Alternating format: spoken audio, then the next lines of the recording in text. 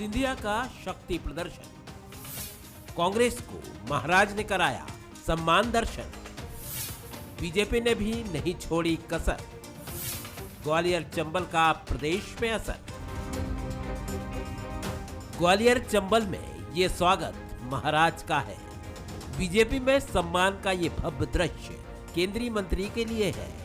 ये ज्योतिरादित्य सिंधिया का शक्ति प्रदर्शन है। केंद्रीय मंत्री ज्योतिरादित्य सिंधिया ग्वालियर जिले की सीमा में प्रवेश कर चुके हैं। आप देख सकते हैं सामने की तस्वीरें, किस तरह कार्यकर्ता उनका गर्मजोशी के साथ स्वागत कर रहे हैं। एक रथ पर वो सवार हैं, यहाँ से उनका रोड शो चल रहा है। उस रथ पर खुद केंद्रीय मंत्री ज्योतिरादित्य सिंधिया, इसके अलावा केंद्रीय मंत्री नरेंद्र सिंह तोमर, मंत्री भारत सिंह कुशवाहा के अलावा और जो सांसद हैं ग्वालियर के, वो सवार हैं। ये ऐतिहासिक रोड शो सिंधिया का यहाँ ग्वालियर पहुँच चुका है और कार्यकर्ता गर्मजोशी के साथ उसका स्वागत कर रहे हैं। जी हाँ, मुरैना से सिंधिया का रोड शो शुरू हुआ। यहाँ खुद केंद्रीय मंत्री नरेंद्र सिंह तोमर ने उनका स्वागत किया। फिर वो समर्थकों के साथ सड़क के रास्ते ही ग्वालियर पहुंचे। स्वागत की भव्यता का अंदाजा इसी बात से लगाया जा सकता है कि निरावली पॉइंट से आगे 100 किलो गुलाब से सड़क भर दी गई। निश्चित रूप से महाराज का मंत्री बनने के पश्चात ये प्रथम दौरा है ग्वालियर चंबल संभाग का, और जनता में अभूतपूर्व उत्साह है। लाखों की संख्या में लोग पूरी सड़कों पे चंबल से लेके और ग्वालियर तक 1 लाख कम से कम आदमी होगा जो पूरे क्षेत्र को सड़कों पे खड़ा हुआ है। वैसे सिंधिया के इस रोड शो से कांग्रेस को उस सवाल का जवाब जरूर मिल गया होगा जिसमें पूछा जा रहा था कि बीजेपी में सिंधिया और उनके समर्थकों का सम्मान कम हो गया है। हालांकि कांग्रेस तो इस रोड शो पर भी सवाल खड़े कर रही है। अब सियासत है तो बयान भी बदलते रहते हैं। बाढ़ के बाद रोजी रोटी की तलाश में और राहत नहीं मिलने से हो चुका है। अभी तक लोग वहाँ चक्का जाम कर रहे हैं, राशन नहीं है, मुआवजा नहीं है, फटे गले कपड़े उन्हें सहायता के नाम पर दिए गए, पुल पुलिया अभी तक नहीं बन पाए, सड़कों का संपर्क टूटा हुआ है। लोग अभी भी राहत शिविर में रह रहे हैं और ऐसे में सिंधिया जी उनसे मिलने की बजाय खुद का मेगा रोड शो निकाल रहे हैं। हजारों होर्डिंग पोस्टर लगाए गए, दुल्हन की तरह क्षेत्र को सजाया गया, सड़कों को सजाया गया है और खुद का स्वागत और शक्ति प्रदर्शन में लगे, तो इससे शर्मनाक कुछ नहीं हो सकता। ऐसा नेता कभी भी जनसेवक कहलाने का हक नहीं रखता है। राजनीतिक विश्लेषकों के नजरिए से बात करें तो वो भी इस रोड शो को सिंधिया का शक्ति प्रदर्शन मान रहे हैं।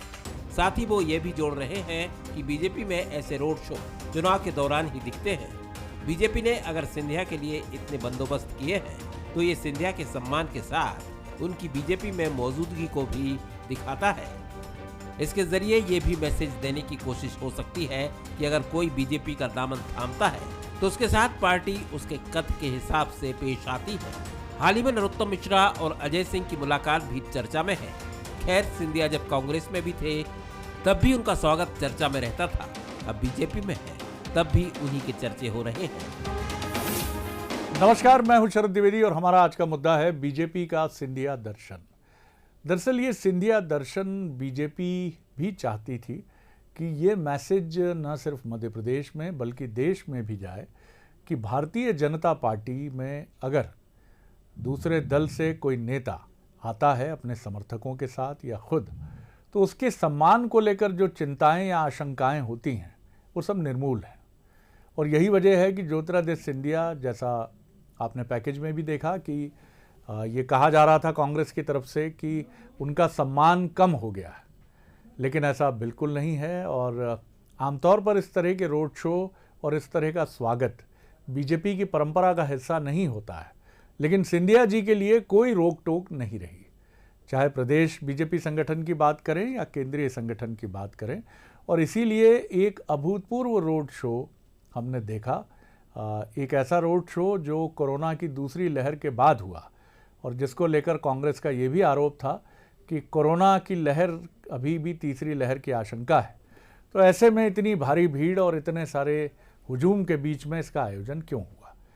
लेकिन बीजेपी का मैसेज साफ है। मध्य प्रदेश में जो बीजेपी के सोर्सेज से खबर आती है कि 2023 के चुनाव के पहले कई बड़े झटके कांग्रेस के लिए इंतज़ार कर रहे हैं और इसकी तैयारी पूरी कर ली गई है, क्योंकि इसमें बीजेपी को बहुत अधिक कुछ करने की ज़रूरत नहीं है, क्योंकि कांग्रेस में जो लोग हैं और जो किन्हीं किन्हीं कारणों से अपने को असंतुष्ट पाते हैं, वो ये जानते हैं कि आगे की राजनीति अगर उनको अपनी चमकानी है तो बीजेपी शरणम गच्छामी के अलावा उनके पास कोई दूसरा रास्ता नहीं है। कांग्रेस अपनी उसी गति से चल रही है जिसके लिए वो सुविख्यात है, यानी हाथी अपनी चाल चलता है, उसको परवाह नहीं है कि कौन क्या कह रहा है।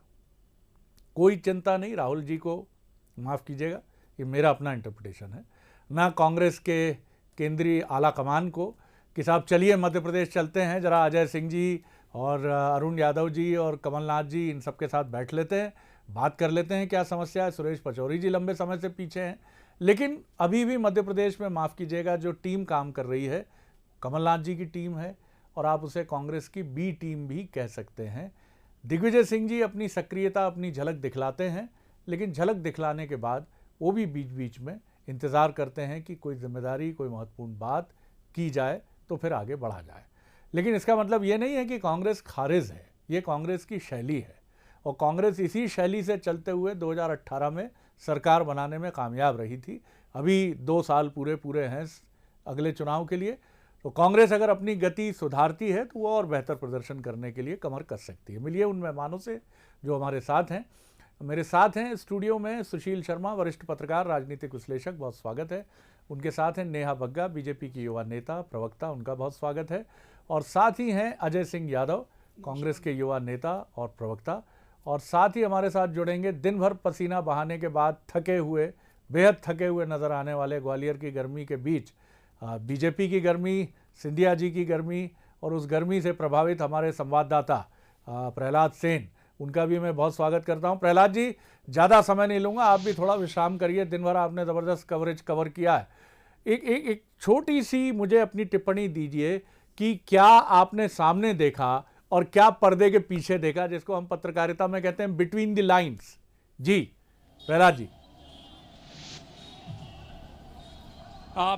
बिल्कुल शरद जी, एक ऐतिहासिक और भव्य स्वागत हुआ है मध्य प्रदेश की सीमा में जैसे ही उन्होंने प्रवेश किया। लेकिन खास बात ये रही कि जिस तरीके से लाखों की संख्या में जो कार्यकर्ता सड़कों पर उमड़ा है, उससे साफ है कि एक ताकतवर नेता के रूप में सिंधिया एक बार फिर उभरे हैं। और बीजेपी की जो गुटबाजी जैसी बातें होती थी कि सिंधिया गुट अलग है, नरेंद्र सिंह गुट अलग है, लेकिन जो तस्वीर यहाँ पर दिखाई दी, जो जिस रथ पर सिंधिया सवार थे वहाँ पर केंद्रीय मंत्री नरेंद्र सिंह भी दिखाई दे रहे थे और ज्योतिरादित्य सिंधिया भी दिखाई दे रहे थे। इसके अलावा तमाम वो मंत्री, तमाम वो नेता, सब के सब एक मंच पे थे, एक साथ थे, और पूरे रास्ते भर जिस तरीके से स्वागत हुआ है वाकई ऐतिहासिक है।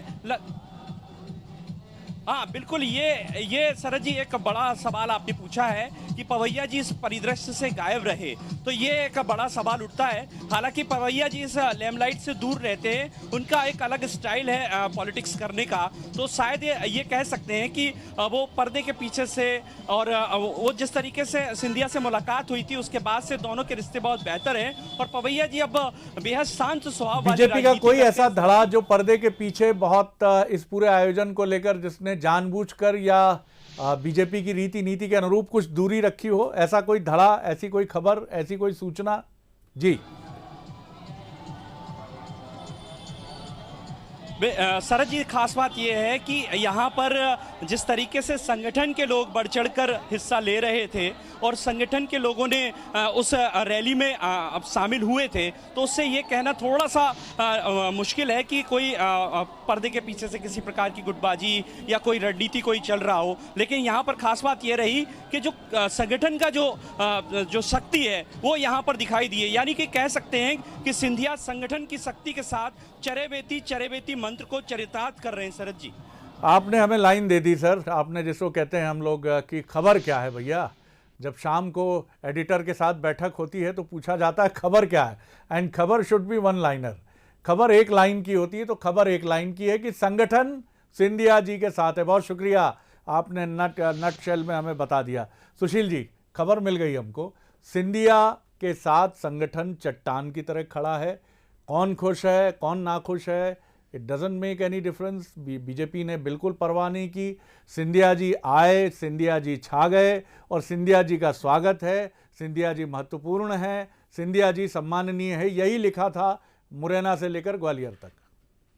देखिए शरद जी, दरअसल अगर आप कह रहे हैं और जैसा कि आपके संवाददाता ने कहा कि संगठन साथ है, तो ये स्वस्फूर्त है या निर्देशित है, ये समझना होगा। जिस तरीके का हम देखते हैं सरकारी भाषा में कई किसी योजना में कोई लाभ देना हो तो ये लिखा जाता है नियमों को शिथिल करते हुए।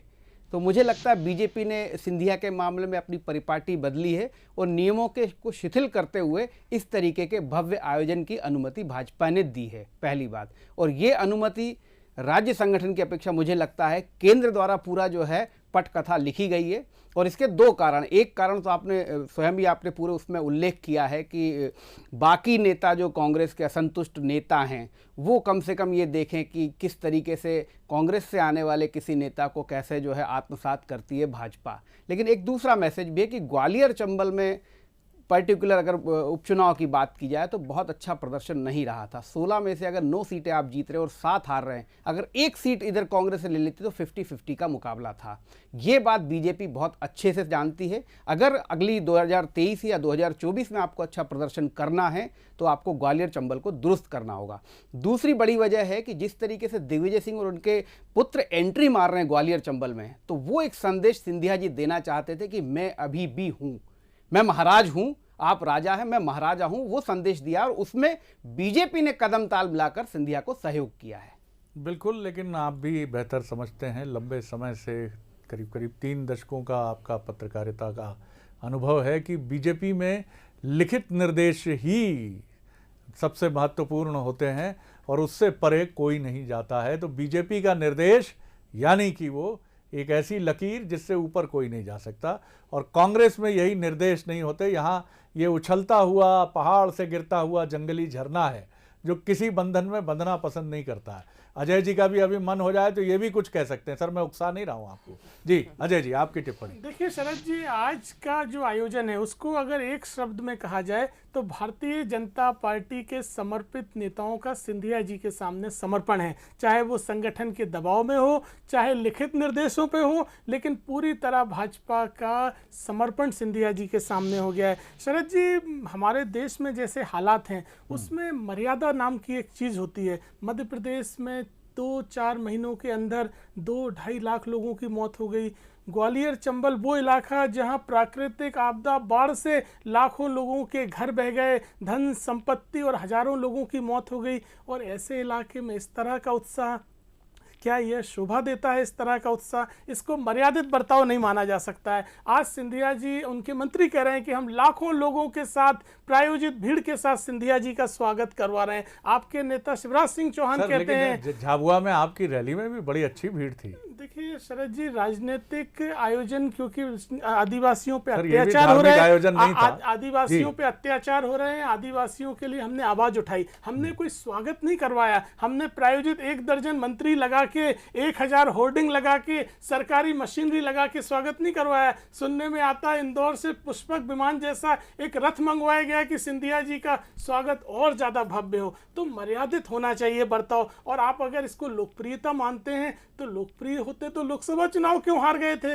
लोकप्रिय होते तो उपचुनाव में 16 में से 9 सीटें ही क्यों जीत पाए ग्वालियर चंबल में? तो लोकप्रियता नाम की चीज नहीं है, केवल और केवल प्रायोजित है, जनता से कोई लेना देना नहीं है। जनता के लिए सिंधिया जी बता दें कि जिन मुद्दों को लेके मैदान में उतरे थे वो पूरे करवा पाए, या भारतीय जनता पार्टी के जो खुद के वादे थे उनमें से एक भी करवा पाए हों? कुछ भी नहीं है, केवल और केवल प्रायोजित आयोजन है, जनता इन्हें नकार देगी।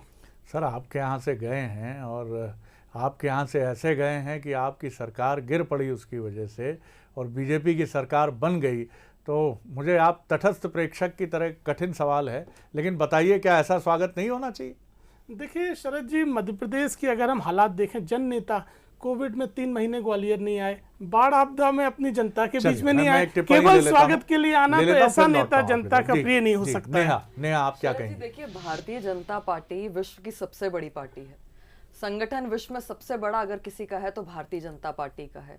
आज कांग्रेस जो भ्रम को फैलाने की कोशिश कर रही है, क्या आप हम सब नहीं जानते कि भारतीय जनता पार्टी को किसी भी शक्ति प्रदर्शन की आवश्यकता नहीं है, विश्व में स्थापित है। नंबर 2, जो सिंधिया जी का व्यक्तित्व है, जिस तरीके से उनके काम करने की शैली रही है, और सिंधिया जी के एक आह्वान पर 2 दर्जन से अधिक विधायक मंत्रियों ने अपने पद को छोड़ दिया और एक बार भी नहीं सोचा। क्या ऐसे व्यक्तित्व को शक्ति प्रदर्शन की आवश्यकता है जिसके एक बार कहने पर इनकी सरकार गिर गई? जिस तरीके से लगातार सिंधिया जी ने परफॉर्मेंस और पेरिश की बात कही थी और परफॉर्म करके दिखाया है, और उसका ही एक कारण है कि आज जब सिंधिया जी केंद्र में मंत्री बन गए हैं और अपने विभाग में जिस तरीके का उनका परफॉर्मेंस रहा है, जनता में इतना अपार प्रेम है, क्योंकि मोदी जी का जो एक सपना था कि हवाई चप्पल पहनने वाला व्यक्ति भी हवाई यात्रा कर सके, उसको परफॉर्म करके सिंधिया जी ने दिखाया है। और पहली बार जो अपने क्षेत्र में वो लौट कर आए हैं, उसकी वजह से एक भव्य स्वागत हो रहा है। उसका मैं आपको छोटा सा एक डेटा दे देती हूँ। देखिए शरद जी, जुलाई 2021 को जब सिंधिया जी मंत्री बने तो 424 फ्लाइट्स चला करती थी, और आज के समय पर वो 820 हो गई हैं पर मंथ, यानी कि दुगनी फ्लाइट्स बढ़ा दी गई हैं। और सिर्फ मध्य प्रदेश की अगर हम बात करें तो मध्य प्रदेश के अंदर अगर इंदौर की कनेक्टिविटी जो हुआ करती थी वो 8 शहरों से होती थी तो आज 17 की है। 146 फ्लाइट होती थी तो आज 364 फ्लाइट्स हो गई हैं। 200 फ्लाइट मात्र इंदौर शहर से बढ़ी हैं। भोपाल में आप देखिए 120 फ्लाइट चलती थी तो आज उसमें 14 की वृद्धि कर दी गई है। ग्वालियर में जहां पर 56 फ्लाइट चला करती थी, आज वहां पर 114 फ्लाइट चल रही हैं। जबलपुर में जहां पर 96 फ्लाइट चलती थी, वहां पर आज 134 फ्लाइट चल रही हैं। खजुराहो के पास कनेक्टिविटी नहीं थी, आज खजुराहो से कनेक्टिविटी हमारे पास हो गई है। किस तरीके से मध्य प्रदेश के हर छोटे शहर की एक ऐसी कनेक्टिविटी बढ़े कि हम ग्लोबली कनेक्ट कर सके, ये सिंधिया जी के विजन ने उसको पूरा करके दिखाया है। मोदी जी ने जो एक सपना देखा था कि 100 नए एयरपोर्ट बनाए जाएं, उसमें से देखिए कि 56 ऑलरेडी संचालित हो चुके हैं। तो इस प्रकार का जब परफॉर्मेंस एक आते ही व्यक्ति देता है, जिसने पहले भी परफॉर्मेंस की बात की थी जब वो कांग्रेस की सरकार चल रही थी, और क्योंकि परफॉर्म नहीं कर पा रहे थे तो पेरिश होना पड़ा। और ये देखिए सिद्धांत है, जनता के बीच में जब आप आते हैं, जिन विजन को लेकर आते हैं, उसको आपको धरातल पर दिखाना पड़ेगा। कांग्रेस पार्टी के अंदर अगर 15 माह की सरकार चली, जब उपचुनाव में गए तो कमलनाथ जी ने खुद स्वीकार किया ग्वालियर क्षेत्र में जाकर कि मैं 15 माह के बाद आया हूं। और क्या परिस्थिति थी, जब कमलनाथ जी पहुंचे, ना दिग्विजय जी वहां पर थे, ना कोई अन्य नेता वहां का क्षेत्रीय नेता वहां पर पहुंचा, पर जब सिंधिया जी पहुंचे तो खुद एक दिन पहले नरेंद्र सिंह तोमर जी, जो केंद्र में चौथे नंबर पर अपना वैल्यू रखते हैं, वो आए और मुरैना से लेकर ग्वालियर तक का पूरा दौरा करके व्यवस्थाओं को चेक किया। नेहा जी ने बहुत सारी विमान योजनाओं की बात करी, ये तो सेजवलकर जी को बताइए। वो कहते हैं ये तमाम विमान तो पहले से स्वीकृत थे, सिंधिया जी ने उन्हीं स्वीकृत विमानों को चालू करवाया। ये कोई घोषणाएं नहीं हो सकती। मुझे बता दीजिए आपकी दृष्टि पत्र के वो वादे पूरे क्यों नहीं करवा रहे हैं? बेरोजगारों को रोजगार, स्कूटी देना, लैपटॉप देना, और अतिथि शिक्षकों के नाम पे सड़कों पे किसानों का कर्जा माफी, ये कब करेंगे? अपना स्वागत करवाते रह जाएंगे। इसी के लिए गिराई थी सरकार। सुशील जी, बड़ा सवाल ये है कि आलोचना धर्म है विपक्ष का, बिल्कुल उसकी पहली प्रायोरिटी है, और रचनात्मक आलोचना जितनी होगी वो जनता के गले उतनी उतरेगी। मुझे ये बताइए कि ग्वालियर चंबल में हमने देखा कि महाराजा के मुकाबले युवराज को उतारने की, यानी माफ़ कीजिएगा लोकतंत्र में ऐसी भाषा शायद कुछ लोग कह सकते हैं क्या महाराजा क्या युवराज, लेकिन फिर भी अगर हम देखें तो सिंधिया जी के मुकाबले जयवर्धन जी को लाने की तैयारी। क्या कांग्रेस इस तरह से मैन टू मैन मार्किंग करते हुए अगर आगे बढ़ेगी तो बेहतर नहीं होगा? क्योंकि उसको समझना होगा कि उसके पास लिमिटेड पावर है संगठनात्मक शक्ति की दृष्टि से। दूसरा, उसके नेताओं की अगर संख्या की हम बात करें तो दिग्विजय सिंह जी कितना अभी उनकी सक्रियता होगी, मैं ये नहीं कह रहा हूँ कि नहीं होगी, लेकिन अभी ऐसा लगता है कि जैसे मध्य प्रदेश एक बिखरा हुआ है। बहुत सारी चीज़ें मध्य प्रदेश को लेकर, कमलनाथ जी का व्यक्तित्व इतना बड़ा है कि उनसे शायद राहुल जी भी वो बात नहीं कह पाते हैं, और तमाम बड़े नेता भी झिझकते हैं। इसका कई बार ताकत भी बनती है ये, और कई बार इसका खामियाजा भी भुगतना पड़ता है। जी देखिए शरद जी, खामियाजा तो भुगतना ही पड़ा। अगर आप सिंधिया जी को जो है को मना लेते तो ये नौबत ही नहीं आती। कमलनाथ जी कहीं ना कहीं बहुत बड़े अनुभवी नेता हैं और केंद्र और राज्य दोनों की राजनीति में बहुत परिपक्व है, लेकिन जिस तरीके से सरकार गई वैसे सरकार नहीं जाती है। इसमें कहीं ना कहीं कमलनाथ जो है इस चीज़ को नहीं समझ पाए। दूसरी महत्वपूर्ण बात यह है कि देखिए अभी भी आप देखिए बहुत अच्छी स्थिति कांग्रेस की नहीं है। अजय सिंह किस दिशा में जा रहे हैं आपने खुद उल्लेख किया, अरुण यादव किस दिशा में जा रहे हैं, सुरेश पचौरी जी का आज क्या हाल है। कमलनाथ जी से ये अपेक्षा नहीं की जाती है। कमलनाथ जी से ये अपेक्षा की जाती है कि सारे कांग्रेस के नेता उनके अम्ब्रेला के नीचे होंगे और ये पहल उनको करनी होगी। अगर कोई रूठा है तो आप मनाइए, लेकिन आप जिस तरीके से प्रेस कॉन्फ्रेंस में कहेंगे वो लड़ना चाहते हैं अरुण यादव, तो मुझको तो बताया ही नहीं है। तो ये आप किसी बड़े नेता की जो है अवहेलना कर रहे हैं और पब्लिकली कर रहे हैं, मीडिया के सामने कर रहे हैं। ये उम्मीद कमलनाथ जी से नहीं की जाती, न जाने क्यों ऐसा हो रहा है। क्या आपको ये भी लगता है कि कांग्रेस बहुत पारंपरिक तरीके से चलने वाली पार्टी है और अब टूल्स बदलने चाहिए कि उपचुनाव में कोई केंद्रीय नेता नहीं आएगा, बड़ा नेता नहीं आएगा, आमतौर पर बहुत ही असाधारण किस्म के घटनाक्रम ना हो तब भी नेहरू गांधी परिवार का कोई भी व्यक्ति जो कांग्रेस की बागडोर संभाल रहा है वो संबंधित राज्य में नहीं आता है? क्या आपको नहीं लगता ये सब चीज़, जब केंद्रीय गृह मंत्री और पूर्व बीजेपी राष्ट्रीय अध्यक्ष अमित शाह जबलपुर का दौरा करके उस महाकौशल अंचल में आदिवासियों को यूनाइट करने की मुहिम के सूत्रधार बन सकते हैं, तो कांग्रेस में किसने किसको रोका है? देखिए, यही समझने वाली बात है। इसके जस्ट अपोजिट आप बीजेपी को लीजिए। शिव प्रकाश जी यहाँ पर डेरा डाले हुए हैं, मुरलीधर राव सभी जगह घूम रहे हैं, प्रभारी हैं वो। और मध्य प्रदेश कांग्रेस के प्रभारी कहाँ हैं? वो तो सेतु का काम करना है ना उनको, राहुल गांधी और कमल कांग्रेस मध्य प्रदेश कांग्रेस के बीच में वो खुद ही नदारद हैं। तो ये जो सबसे बड़ी कमजोरी कांग्रेस की, पार्ट टाइम जॉब करते हैं। प्रभारी का काम पार्ट टाइम जॉब करना नहीं होता, प्रभारी तो बहुत महत्व का काम है। मुरलीधर राव से देखिए आप, बाकी इसके पहले बीजेपी के प्रभारी रहे उनसे सीखिए। कांग्रेस में ये होता नहीं। कांग्रेस में लेता हूं, मुकुल वासनिक जी पिछली बार कब आए थे सर? 1 महीने पहले, 1.5 महीने पहले, 2 महीने पहले?